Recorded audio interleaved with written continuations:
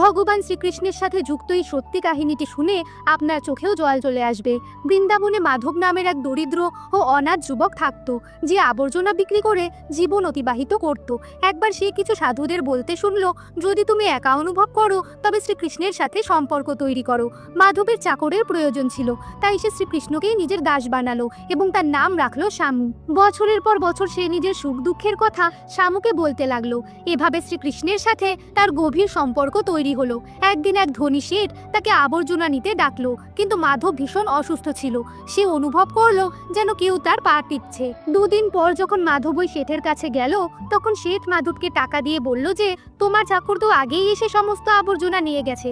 তখন মাধব বুঝতে পারলো যে শ্রীকৃষ্ণ সত্যিই তার দাস হয়ে তার সাথে থাকতে শুরু করেছেন।